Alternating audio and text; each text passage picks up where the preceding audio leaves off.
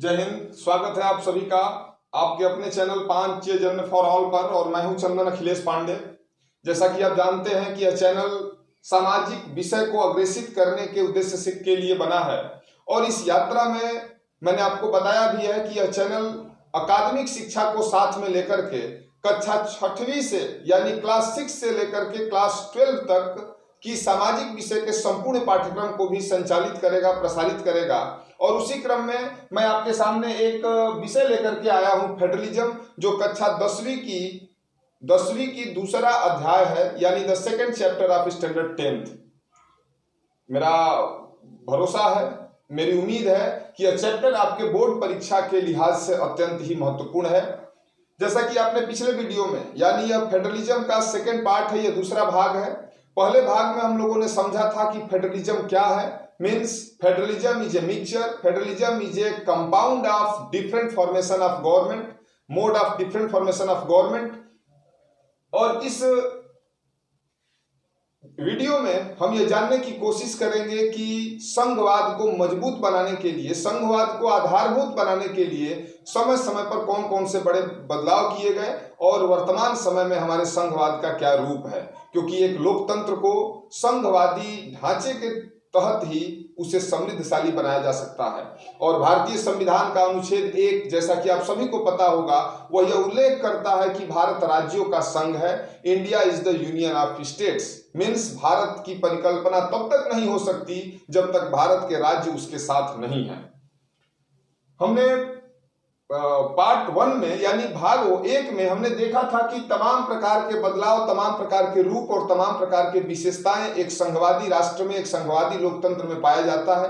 उसी के क्रम में हमें जानना है कि लैंग्वेज पॉलिसीज ऑफ इंडिया, यानी भारतीय संघवाद को मजबूत करने में भाषा नीति का क्या योगदान रहा। उसके आगे हम समझेंगे कि सेंटर स्टेट रिलेशन, यानी जो डिफरेंट टाइप ऑफ गवर्नमेंट है, central government, state government, local government, इन सरकारों का आपसी रिश्ता कैसे चलता है, इस बात का भी जिक्र इस वीडियो में होगा। और साथ ही साथ डिसेंट्रलाइजेशन इन इंडिया, यानी भारत में विकेंद्रीकरण में आए हुए बड़े बदलाव को भी देखेंगे, जिससे शासन के कार्यक्रमों को, शासन की सुविधाओं को समाजवादी तरीके से जनता तक पहुंचाया जाए, इस व्यवस्था को भी हम देखेंगे। तो शुरू करते हैं लैंग्वेज पॉलिसी ऑफ इंडिया, यानी भारत की भाषा नीति। जैसा कि आप जानते हैं कि भारत का विभाजन एक बड़े ही संवेदनशील दौर पे हुआ था। भारत और पाकिस्तान दो अलग राष्ट्र बने, और जब भारत एक राष्ट्र बना तो उस भारत को यूनिफाइड करने के लिए, एकीकृत करने के लिए कड़ी मशक्कत भी हमारी सरकारों को उठाना पड़ा था। यहाँ एक नाम का उल्लेख करना अति आवश्यक हो जाता है, सरदार वल्लभ भाई पटेल का, आयरन मैन का, लौह पुरुष का, जिन्होंने इस एकीकरण की प्रक्रिया को बखूबी अंजाम दिया था। यानी भारत के सभी लोगों को, विविधताओं से भरे माहौल वाले भारत में सभी लोगों को साथ लेकर के चलना, सभी के भावनाओं का कदर करना और सभी के हितों पर ध्यान देना उस लोकतंत्र की, यानी तत्कालिक लोकतंत्र की सबसे बड़ी चुनौती थी। और उस चुनौती को हम सभी ने पार किया। यानी भाषा नीति के तहत हमने अपने संविधान की 8वीं अनुसूची में कुल 22 भाषाओं को अनुसूचित भाषा के रूप में शामिल किया, जिसके तहत भारत के अलग अलग क्षेत्रों में, अलग अलग समुदायों में अलग अलग भाषाओं को बोलने वाले लोग आसानी से इस लोकतंत्र में शामिल हो सके, इस संघात्मक शासन व्यवस्था में अपने आप को आधार मान सकें। जैसा कि आप अपनी स्क्रीन पे देख रहे हैं, हिंदी, चूंकि मैंने मोटे अक्षरों पे लिखा है, और हिंदी को मोटे अक्षरों में लिखने के पीछे मेरे 2 उद्देश्य थे।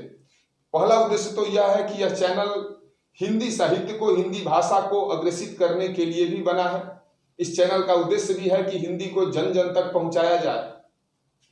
हालांकि एक अफसोस भी है, निराशा भी होता है कि जो हिंदी को दर्जा जो मिलना चाहिए था, वो दर्जा अभी तक हमारी मातृभाषा, हमारी भाषा हिंदी प्राप्त नहीं कर पाई है।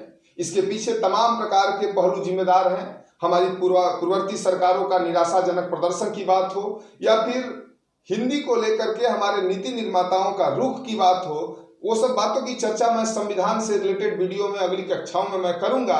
लेकिन आज हमें यह जानना है कि वो कौन सी 22 भाषाएं हैं जिनको हमारे संविधान में शामिल किया गया, जिन भाषाओं को शामिल करने के पीछे एक ही उद्देश्य था कि अलग अलग भाषाओं को जानने वाले बोलने वाले लोगों को भी एक छत के नीचे यानी एक संघात्मक ढांचे के नीचे लाया जा सके, सबको साथ लेकर के चला जा सके, क्योंकि सबका साथ और सबका विकास ही लोकतंत्र का मूल मंत्र होता है, संघवाद का आधारभूत सिद्धांत होता है। हिंदी के साथ साथ असमिया, बंगला, बोडो, डोगरी, गुजराती, कन्नड़, काश्मीरी, कोंकणी, मैथिली, मलयालम, मणिपुरी, मराठी, नेपाली, उड़िया, पंजाबी, संस्कृत, संथाली, सिंधी, तमिल, तेलुगु तथा उर्दू भाषाओं सहित यानी कुल 22 भाषाओं को अनुसूचित भाषा के रूप में हमारे संविधान में शामिल किया गया। अफसोस मैं इसलिए कर रहा था क्योंकि आपको पता होना चाहिए कि भारतीय संविधान का अनुच्छेद 343 यानी according to article number 343 describe करता है कि India is an official language not national language, यानी हिंदी हमारी राजभाषा है, हिंदी हमारी राष्ट्रीय भाषा नहीं है। और राष्ट्रीय भाषा क्यों नहीं है, उसके पीछे ये आंकड़े जिम्मेदार हैं।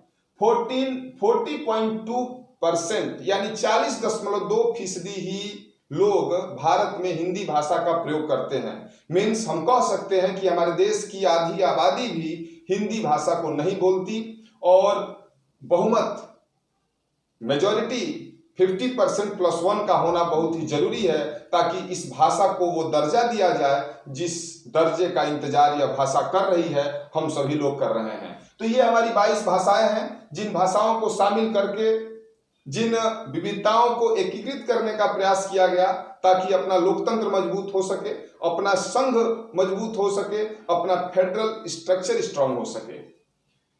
भारत की भाषा नीति के बाद सेंटर स्टेट रिलेशन की बात आती है, जो कि आपका अगला टॉपिक है, अगला विषय है। और सेंटर स्टेट रिलेशन का मतलब आपने पिछले वीडियो में आपने जाना था, पता हुआ था कि एक संघवादी ढांचे के नीचे तमाम प्रकार की सरकारें काम करती हैं।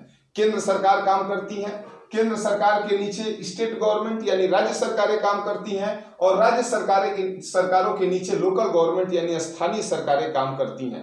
तीनों सरकारें और मुख्य रूप से 2 सरकारें एक ही समय में एक ही व्यक्ति के ऊपर अपने अपने नीतियों से शासन करती हैं, और जब एक ही साथ शासन करती हैं तो दोनों सरकारों के मध्य टकराव का होना सामान्य बात है। इस बात की चिंता हमारे संविधान निर्माताओं को थी, और उसी बात को लेकर के, इसी विषय को लेकर के हमारे संविधान में लिस्ट्स के भी जिक्र हैं। यानी there are 3 type of list in our Indian constitution. The first is union list, केंद्र सूची, the second is state list means राज्य सूची, and the third is concurrent list means समवर्ती सूची, जिसका विस्तार हमने पिछले वीडियो में पढ़ा था। तो ये सेंटर रिलेशन थे।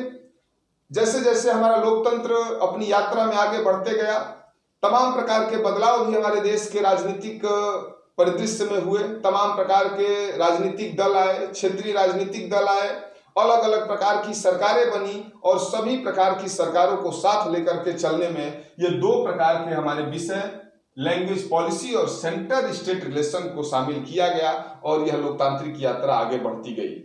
लेकिन कुछ कमियां थी, कुछ बदलाव होने जरूरी थे, जिसके लिए हमारा तीसरा टॉपिक यानी the third topic in this chapter, decentralisation in India, यानी भारत में विकेंद्रीकरण।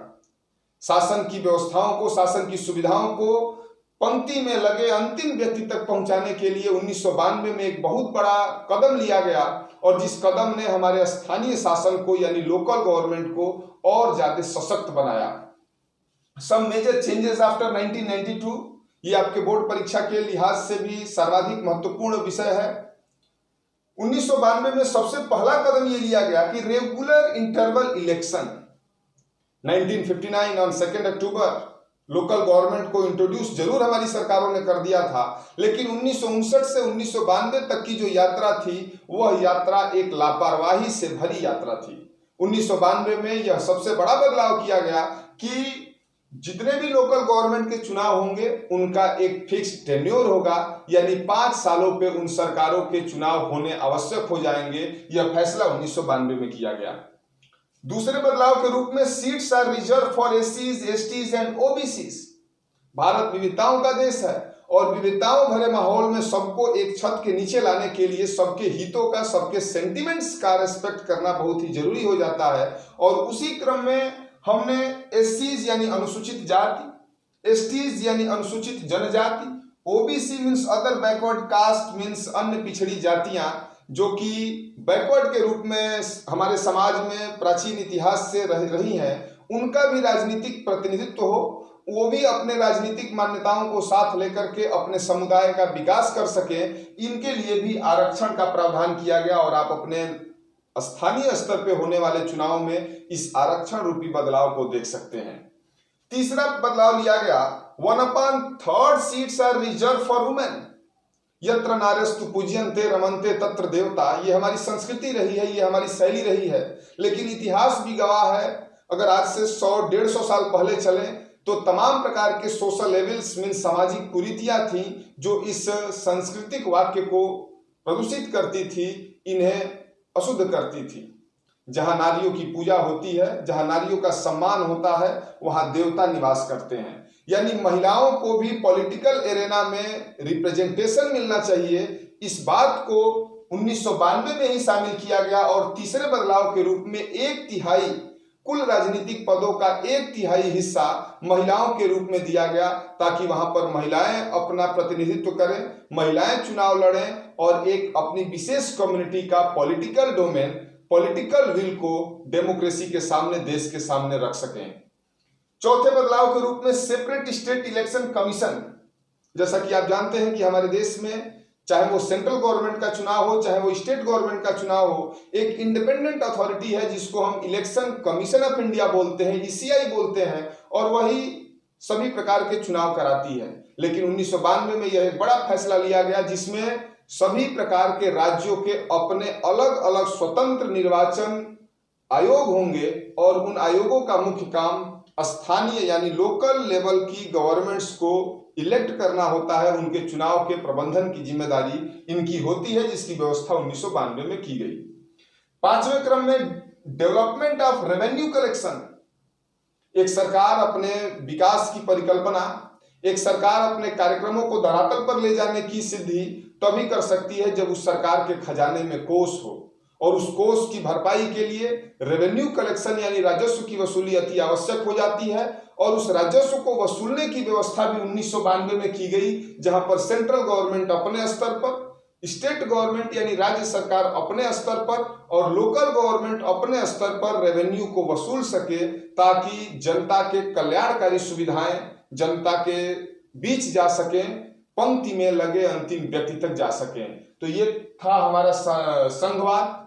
तमाम प्रकार की चुनौतियां भी हैं जिनकी चर्चा हम अगले अध्याय में करेंगे, क्योंकि यह चैनल कक्षा 10 के साथ साथ कक्षा 6 से लेकर के यानी स्टैंडर्ड 6 टू स्टैंडर्ड 12 सामाजिक विषय के संपूर्ण पाठ्यक्रम, जो कि आपके परीक्षा के लिहाज से, जो आपके स्टैंडर्ड के लिहाज से महत्वपूर्ण है, उन सारे विषय वस्तुओं का प्रकाशन, उन सारे विषय वस्तुओं का संचालन, प्रसारण यह चैनल करेगा। बने रहिए, जुड़े रहिए, देखते रहिए 5 जन फॉर ऑल। जय हिंद, थैंक यू।